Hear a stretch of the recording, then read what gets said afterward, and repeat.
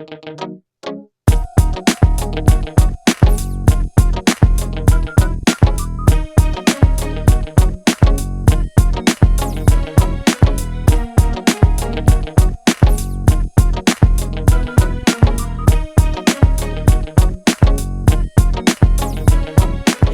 is our voice, our opinion, and hey guys. Hey. So, question of the day. So, why do you think efforts that are made in the African American community, the boycotts, the marches, especially the mass texts that went out, like avoid Target, do you guys feel like they're less effective now than they were back in the day of Martin Luther King and Malcolm X and Rosa Parks? What do you guys think about that?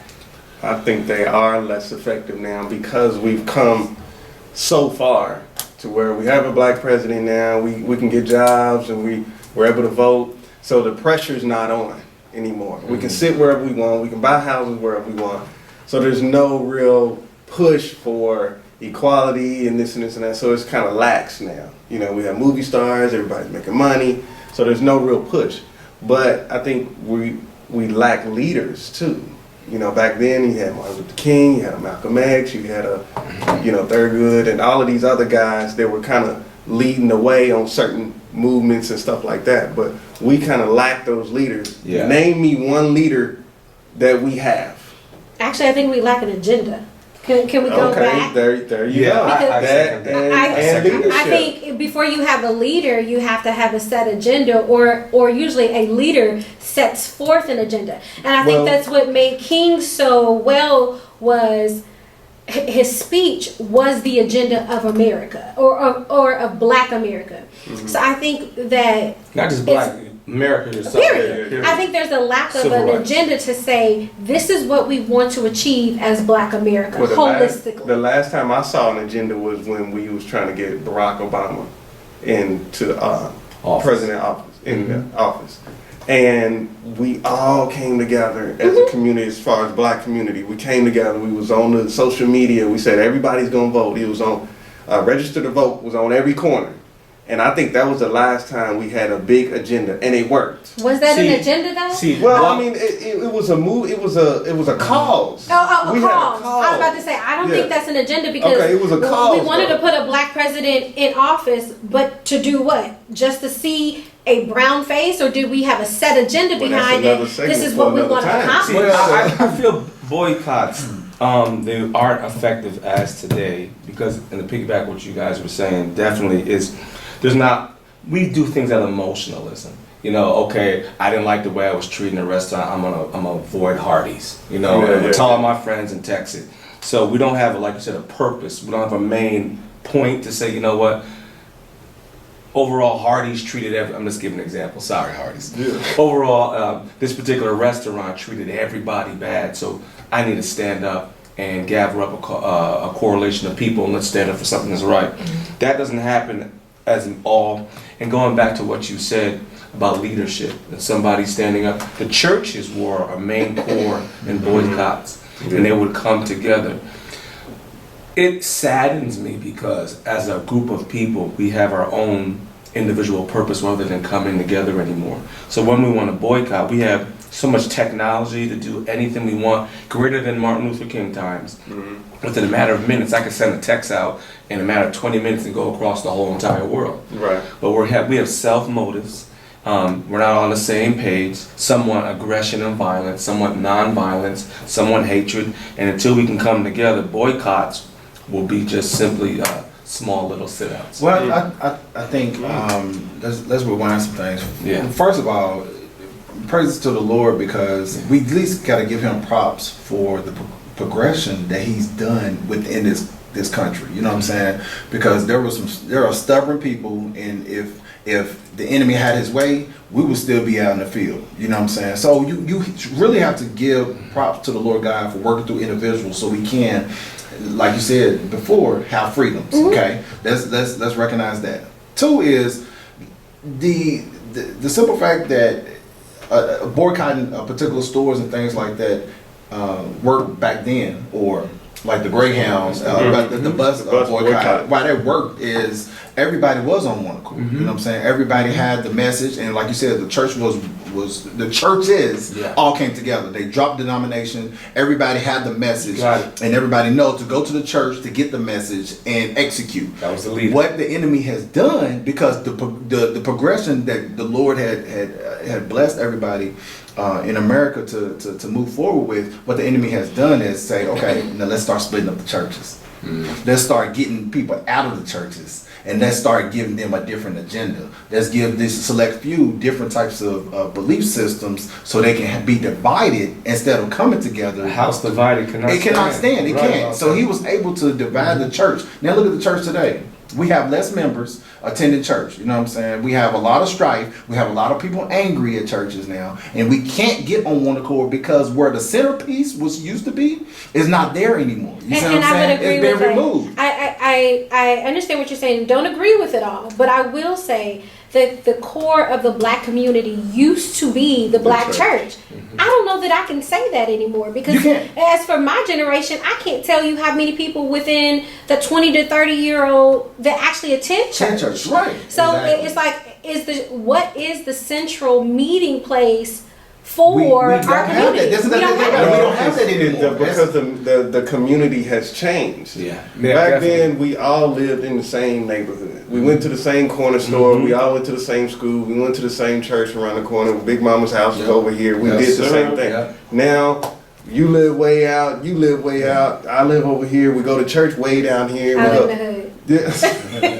I'm just Hey, saying. but I you love know, it. we all live in different places. The community is spread so wide. It is. We're not in this same small community anymore. Yeah. So our view has changed. Yeah. We've traveled now. Yeah. We're different people. We're free. I mean, but think about it. If the Lord was able to speak to the black community through the church. Okay, He was able to get the message of which I needed to do through the church. If that's the way He operates is through His church, and we're not operating like that today, how can we hear His voice? You see what I'm saying? So that's why I said that the enemy attacked the church to separate us. We can no longer get on one accord to hear what the Lord God, the next move that He wants us to make. That's why we're in so much. We got So friction it's not- now. it's not because- As much as we send out text messages and tell them don't go to Target. But, and- but then, from a that would spiritual- mean, then that would mean that we would have to then still have black churches. So then the diversity that we, well, where else will we get that message out? I would say this. If we had highly integrated churches. As pastors are preaching the real message, we should all be on one accord, no matter what denomination we're in. Yeah. But so But we would be on one everyone has their accord. own agenda. Yeah. We would be on one accord where? As a church unified. So when Martin Luther King was doing all these protests, there were Catholic churches came aboard, Protestant, Baptist, everyone came aboard. But we have our own agendas. You can even see in politics, if we're promised a new church, I'm going to vote for this particular person, or we're promised some money land, on the side, yeah. we're going to do it. And so we forget the spiritual unity that brings us all together and to be one people, whether it be black or white, and we have our own purpose agenda. And one of the things, going back to what you're talking about, one thing I noticed is the lack of history of our youth coming up. You ask a kid, what's a boycott? They'd be like, is that a troop or something? Right. A Boy Scouts? They have no understanding of their history. So they don't know how to say, you know what, this worked before. They don't even know who Martin Luther King is. They don't stand up for anything. They fight violently, aggressively. So boycotts are only effective when we can come together. And you're right about the separation. But let's talk about these pastors. Why do they have purposeful agendas and we're not coming on one accord if the church is But my thing is, even if I look at like Southeast here is a huge church with a very integrated congregation, right?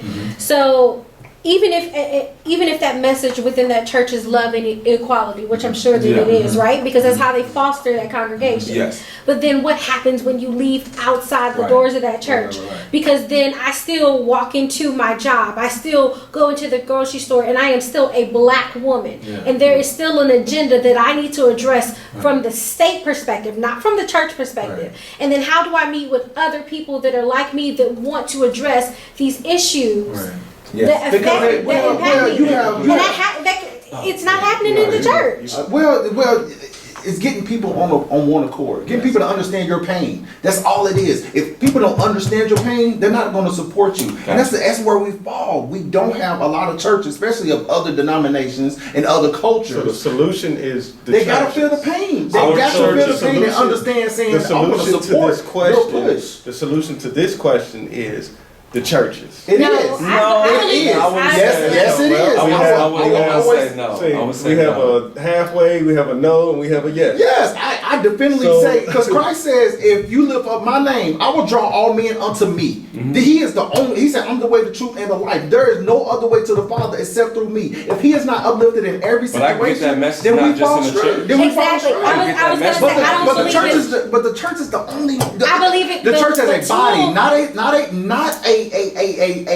building, not a building. I'm talking about as a body on one accord to come together under the Lord God and really push this the way the Lord God wants us to. So you're talking about a spiritual network. It has to be. Okay, and I believe that. I can buy into a spiritual network. That's the denomination. When you were talking about if church, we spiritual warfare, we gotta fight spiritually. I understand it. A spiritual network, I agree with, but not physically a church. Not this church. No, never a. See, when I think of church, it's not a building. It's people coming together. Remember, the Lord God said that we're fighting principalities, spiritual wickedness. Think about it, spiritual wickedness in high places. So these people that's in high places, like our government, spiritual wickedness that's in government, you can't fight them when we're broke.